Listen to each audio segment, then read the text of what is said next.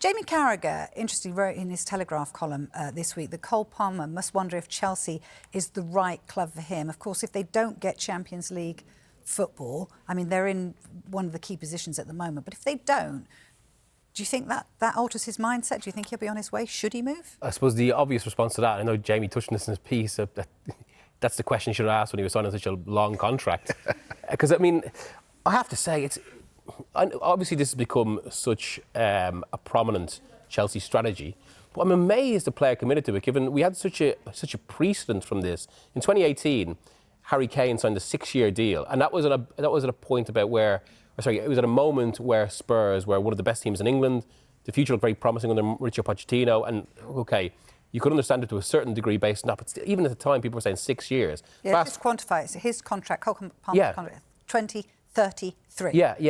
Exactly. And you don't know what's going to happen. So it does feel remarkable for a player to commit to that level. I mean, look, with Kane, within a year and a bit, Pochettino was gone. Within 3 years, he was trying to get a move to Manchester City or potentially Manchester United, but couldn't because he was so anchored to the contract. And now Palmer does feel in exactly the same situation. And as far as I'm told, it's nothing like there's no clause in there about kind of failing to get into the Champions League or anything like that.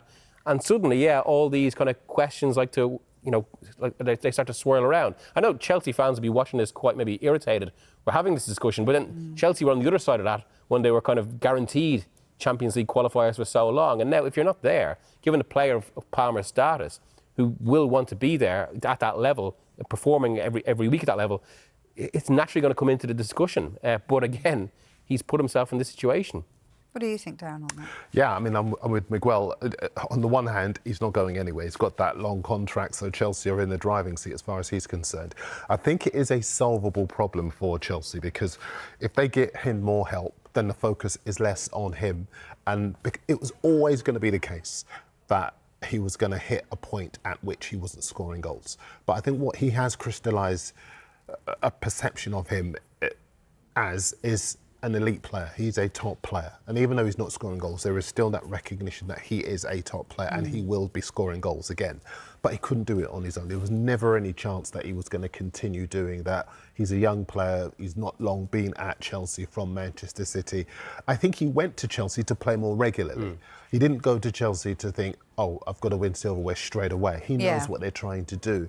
I think if they bring in another striker, Osimhen, for example, I know there is a long sort of dialogue that's been ongoing for quite some time with him. 33 goals in 36 matches. He'd be a great fit. To be fair, he'd be a great fit for Liverpool as well. But I think for Chelsea, he'd be a great fit. And suddenly you've got Jackson, you've got Osimhen, and then you've got less of an onus on Palmer to be the one who digs them out of trouble.